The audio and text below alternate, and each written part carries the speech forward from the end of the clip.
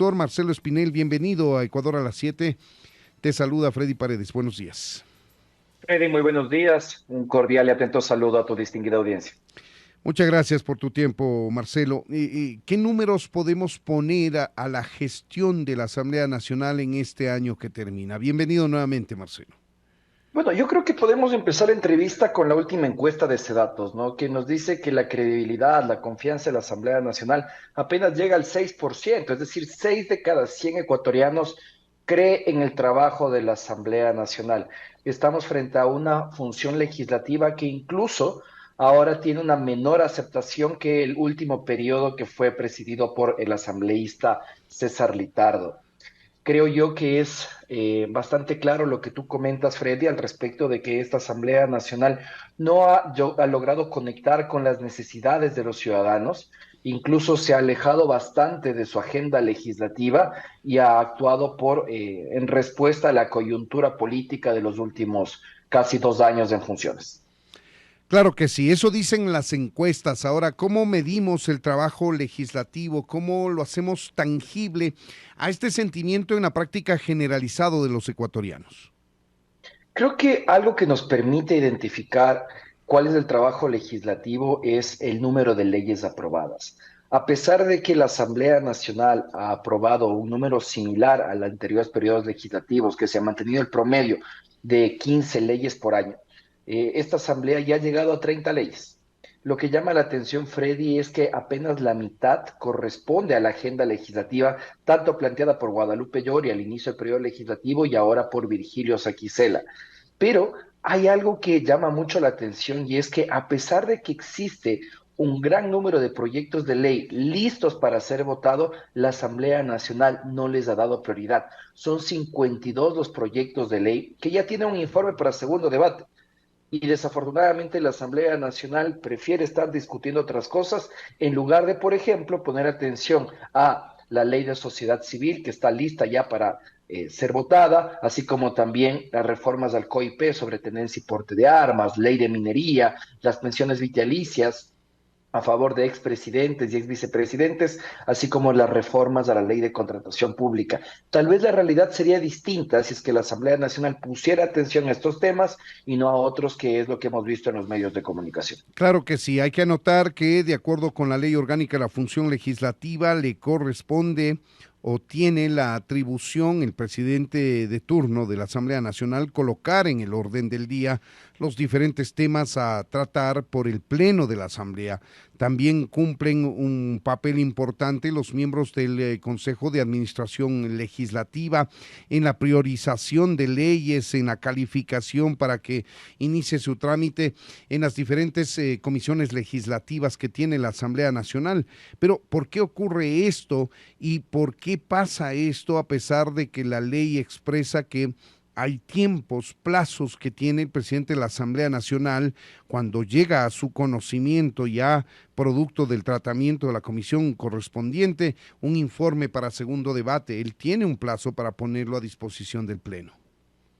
Exactamente, y lo que suele suceder en los distintos periodos legislativos, Freddy, es que los presidentes del Parlamento prefieren no colocar estos temas en la agenda del Pleno porque no suelen existir los votos, porque en muchas ocasiones el contenido de estos proyectos de ley tal vez ya no coincide con la actual integración del Parlamento.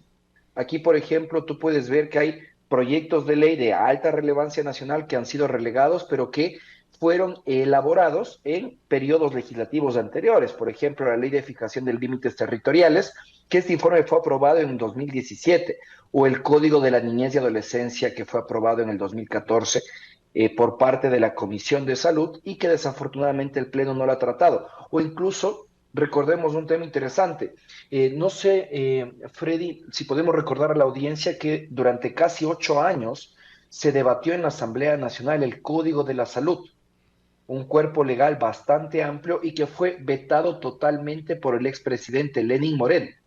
Si es que la Asamblea Nacional así lo decidiera, ya ha transcurrido más de un año desde ese veto y en un solo debate, con una mayoría de 92 votos, se podría aprobar, en este caso, el Código de la Salud y mandarlo directamente a publicación en el registro oficial. Ya ni siquiera se necesitaría del veto del presidente de la República. Desafortunadamente, la Asamblea Nacional no lo hace. Ahí tenemos un grave problema, esto que tú señalas, que cambia la correlación de fuerzas internas en la Asamblea, de aquella que sustanció en su momento el proyecto, aquella que actualmente funciona es diferente. Esto nos deja ver a toda luz que las leyes en el país se crean en función de las mayorías coyunturales de ese momento y no necesariamente en atención a las necesidades de los ciudadanos. Esto debería ser una acción de Estado, una decisión de los legisladores que tienen confiado para sí, por parte de los ecuatorianos, la atribución de generar leyes y no debería importar, en teoría, digo, que si lo sustanció una asamblea, un periodo legislativo u otro, siempre debería regirse por la necesidad del país, pero vemos que eso no ocurre, Marcelo.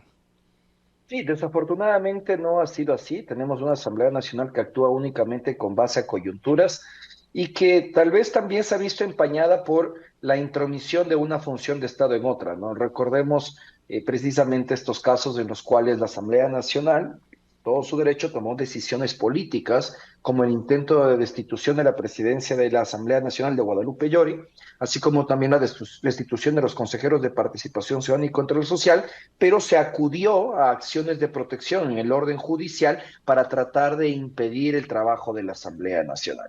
Este tipo de acciones lo que ha logrado es que se entrampe aún más del trabajo de la Asamblea Nacional y que los ciudadanos lo que veamos no es la aprobación de proyectos de ley, sino conflicto. Conflicto constante entre los integrantes del Parlamento, conflicto constante con otras funciones del Estado, y esto pues aúna este sentimiento de desconfianza en la institución. Tenemos un problema en la intromisión de la justicia en decisiones políticas y en la intromisión de la política en decisiones judiciales. En otras palabras, lo que han dicho varios personajes que hacen opinión pública, la judicialización de la política o la politización de la justicia, la superposición de los diferentes poderes del Estado en decisiones del otro poder del Estado. Y eso da como resultado la desinstitucionalización del país. Más aún cuando, por ejemplo, en el caso de la destitución de la expresidenta Guadalupe Llori, que se interpuso un recurso constitucional que a pesar de lo cual la Asamblea se impuso y destituyó a la presidenta de la Asamblea, no pasó lo mismo con la decisión del Pleno de censurar y destituir a la mayoría actual del Consejo de Participación Ciudadana, que en ese caso prevaleció lo que la justicia decidió, que fue ilegal, etcétera, y están ellos en sus cargos. Esto nos da una noción a los ecuatorianos de a pie, comunes y corrientes, de que para unos casos sirve la ley, para otros casos no sirve la ley, y esto hace un grave daño al país. Sin duda que sí, es lamentable porque estamos poniendo en evidencia que el Estado de Derecho en Ecuador no existe. Para que exista Estado de Derecho tenemos que hablar de una justicia plenamente independiente y que no debería tener ningún tipo de fijación con ningún individuo, ya sea que ocupe un cargo político alto, como son los individuos de los que estamos hablando en este instante, de las instituciones a las que hacemos referencia, así como de un ciudadano. Desafortunadamente esto es algo que no hemos visto los ecuatorianos y que tampoco vemos interés firme por parte de las autoridades públicas de tratar de impedirlo, ¿no? Veamos qué es lo que sucede en los siguientes meses al respecto de esto, porque también ahora tenemos problemas. Una Asamblea Nacional que no quiere posesionar a las autoridades designadas por este actual Consejo de Participación Ciudadana y Control Social. Y esto nuevamente va a poner en duda si es que las decisiones del Consejo son válidas o si es que la postura que tiene la Asamblea Nacional nuevamente es la correcta o no es la correcta. Esa es la desinstitucionalización de la que hablamos en nuestro país, de la falta de un Estado de Derecho. Ahora, sumando a ello, Marcelo, la relación ejecutivo-legislativo que debe existir, que debe ser además fluida, está interrumpida porque hay una mayoría legislativa opuesta y con derecho, eso es legítimo, si es que así lo considera esa mayoría, a las decisiones del Ejecutivo, pero ahí está la posibilidad de buscar consensos en medio de las posiciones diferentes que puedan tener. El problema está en que no hay un interlocutor válido político desde el Ejecutivo que pueda armonizar posiciones dentro de la Asamblea y conseguir la aprobación de leyes. Ahí hay un problema fundamental también. Creo yo que esta desconexión que existe entre el legislativo y el ejecutivo, esta visión contrapuesta era algo que los ecuatorianos sabíamos que iba a suceder. A la larga, más de 100 legisladores se identifican con la izquierda o con la centroizquierda frente a un gobierno que se ha mostrado como un gobierno de derechas. Desafortunadamente, existían, yo creo, las oportunidades para tratar de lograr un encuentro y era la creación de las agendas legislativas. Al inicio de la función legislativa, el gobierno logró conformar esta bancada del Acuerdo Nacional que le permitió tener presencia en el CAL y que tenía que ser la oportunidad para poder generar una agenda país con la oposición. Esto no se hizo. La inexistencia del interlocutor entre el Ejecutivo y el Legislativo es evidente, se ha mostrado mucho más evidente con el pasar de los meses. Y eso hace que tengamos los resultados que tenemos, incluso una Asamblea Nacional tratando de, en distintas ocasiones, destituir al presidente de la República. Y pues, si es que esto no se lo toma con seriedad para los siguientes 2 años del periodo legislativo, puede seguir siendo una piedra constante en el zapato para el presidente de la República.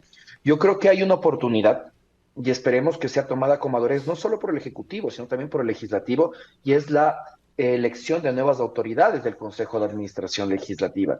Esto tiene que darse en mayo del año 2023 y habrá que ver si es que la integración del Consejo de Administración Legislativa cambia. Es claro que existe una mayor oposición ahora para el presidente de la República.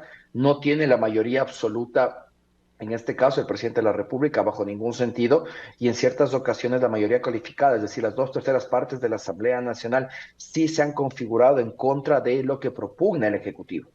Así que esperemos que una nueva agenda legislativa con visión de país, dejando intereses partidistas de lado, tanto para la oposición como para el oficialismo, sea la oportunidad de dar estabilidad a nuestro país durante los siguientes 2 años, Freddy. Claro, hay que notar, sin embargo, Marcelo, que en la historia reciente del país ningún presidente ha tenido mayoría legislativa, salvo el de la Revolución Ciudadana, que tuvo una mayoría aplastante además. Y la mayoría de presidentes, digamos, desde el regreso a la democracia a la fecha, excepto Rafael Correa, que tuvo a una mayoría no solamente absoluta, sino mucho más allá de la mayoría absoluta para aprobar las leyes, han tenido los gobiernos que construir mayorías alrededor de temas nacionales, pero eso no se ha podido ver en este gobierno. Ha habido una incapacidad y lamentablemente tanto el presidente de la República como los legisladores son elegidos para 4 años. Esto quiere decir que la condición actual, en teoría, no podría cambiar durante 4 años. Ese es el mayor problema. Pero tú bien anotas que podría existir una posibilidad de un recambio, de un movimiento interno de fuerzas en la Asamblea Nacional con miras al segundo periodo legislativo que arrancará o deberá arrancar el próximo 14 de mayo, Marcelo. Sí, y yo creo que, Freddy, topas un tema que es muy importante, los temas nacionales. Y en las últimas semanas pudimos ver cómo la Asamblea Nacional y el Ejecutivo sí pueden encontrar estos temas nacionales. Precisamente el presidente, al presentar el proyecto de ley que permitiría el involucramiento de las Fuerzas Armadas para el control de la seguridad interna, dio como resultado que la oposición manifiesta estar de acuerdo con esta reforma. Entonces veamos cómo, cuando hablamos de temas como el combate a la inseguridad que vivimos día a día los ecuatorianos, y cuando existe un punto de acuerdo previo, que es este involucramiento de las Fuerzas Armadas, se pueden lograr acuerdos. Entonces veamos si es que en la siguiente agenda legislativa se ponen por encima las agendas, los temas nacionales, como bien señalas, y no los temas de interés particular de los legisladores que también se señalaba al inicio de la entrevista. Ahora bien, yo creo que también hay un punto, y es que creo que hay que dejar muy en claro que es importante que exista gobernabilidad dentro de un Estado, pero esto no tiene que ser confundido con el debido respeto a la independencia de poderes que también tiene que existir en un Estado. Recordemos también que en la época del correísmo el presidente tenía 105 de 137 legisladores y la fiscalización que existía es nula o fue nula más bien. Entonces, si es que nosotros queremos que de aquí al futuro exista gobernabilidad, puede ser que un presidente vuelva a tener una amplia mayoría en el legislativo, pero esto no debe sacrificar la fiscalización que tiene que ejercerse a las distintas funciones de Estado. Y aquí lo curioso que es, Freddy, porque si nos vamos hacia los datos de fiscalización del actual periodo legislativo, a pesar de las reformas de la Ley Orgánica de la Función Legislativa que se dio en el año 2020, la fiscalización sigue siendo ineficiente. La fiscalización sigue siendo inoportuna. ¿Y a qué me refiero? Se han presentado 18 solicitudes de juicio político, 5 de ellas han podido ser tratadas, 4 terminaron con censura y destitución, otra únicamente culminó con censura y el resto sigue en carpeta. ¿Y por qué digo que sigue en carpeta? Porque la Asamblea Nacional sigue llegando tarde. Hoy por hoy estamos tratando el juicio político en contra de la ex ministra de Salud, Verónica Garzón, ministra que ya no está en funciones y que la Asamblea Nacional máximo podría llegar a censurarla. Lo mismo sucede con el ex ministro Patricio Carrillo, que está siendo enjuiciado políticamente por las protestas de junio de este año y que en el caso de que la Asamblea Nacional tome una decisión, esta autoridad ya no se encuentra en el cargo. Entonces veamos cómo es importante que la Asamblea Nacional realice una nueva reforma a su ley orgánica para que pueda tratar de forma simultánea ciertos juicios políticos, para que no se deje de lado el principio de oportunidad política y que nuevamente la Asamblea Nacional no llegue tarde a estos procesos de fiscalización. Ahora, Marcelo, ¿tú crees que puede cambiar la correlación de fuerzas en el interior de la Asamblea Nacional a partir de mayo, que debe revisarse, deben cambiarse las actuales autoridades de la Asamblea Nacional según reza en la Ley Orgánica de la Función Legislativa? En teoría, si las fuerzas políticas se mantienen como están, debería haber una configuración de la Asamblea similar, es decir, una presidencia de la Asamblea y las presidencias de las comisiones con mayoría además del sector de la oposición. Esa es la manera de controlar las decisiones de la Asamblea. ¿O tú crees que puede haber algún elemento disruptivo que pueda facilitar, posibilitar una configuración diferente de la Asamblea Nacional en el segundo periodo legislativo? Yo creo que hay dos elementos a tener en cuenta.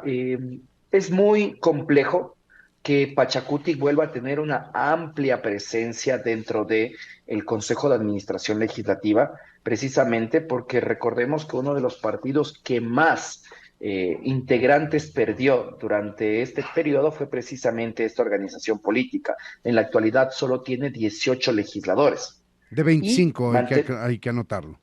Exactamente. ¿Y quién pues ha mantenido el número de legisladores y que tiene la mayor presencia dentro de la Asamblea Nacional es UNES con 47?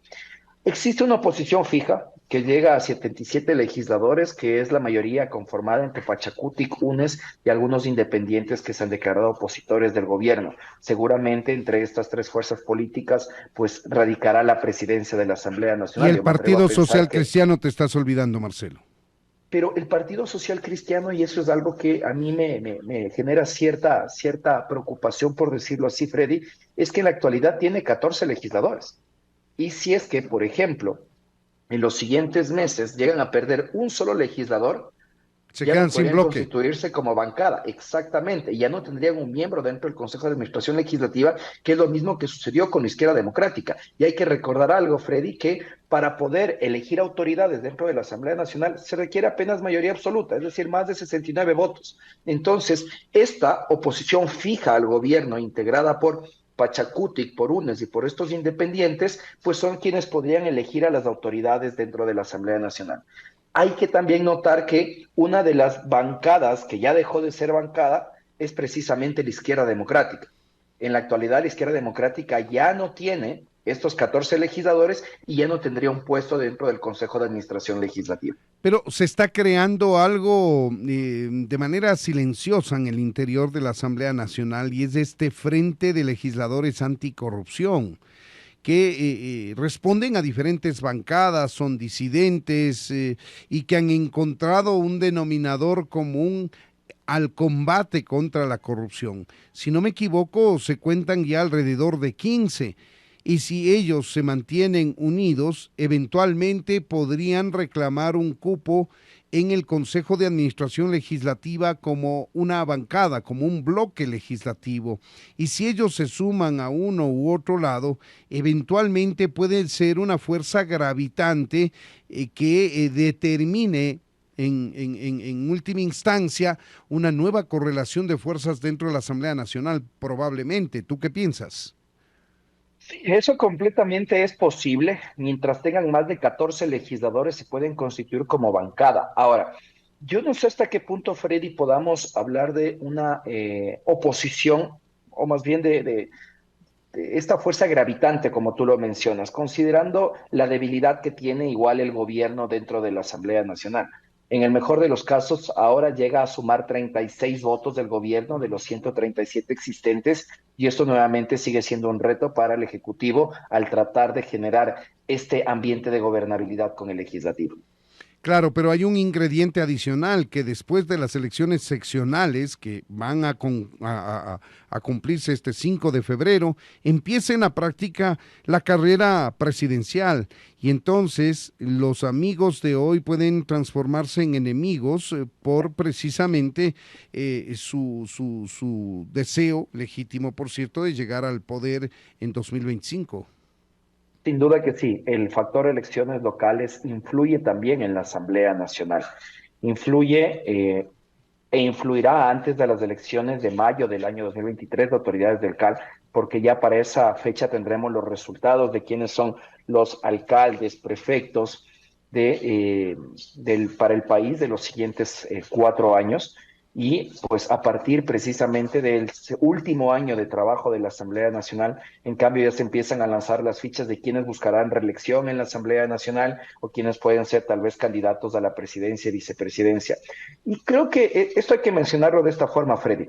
Esas también son fichas que puede utilizar el gobierno dentro de la negociación parlamentaria que tiene que existir y que existe en cualquier país del mundo, que tiene que hacerse, ojo, de forma transparente sobre la mesa, pues se pueden utilizar estas fichas para tratar de lograr acuerdos. Esperemos que el gobierno lo vea así, pero ahí lo que se requiere, Freddy, y es lo que comentábamos antes, ¿no? Es un operador político, alguien que pueda generar ese puente entre el Ejecutivo y el Legislativo para tratar de generar acuerdos, pero este operador político no lo hemos visto.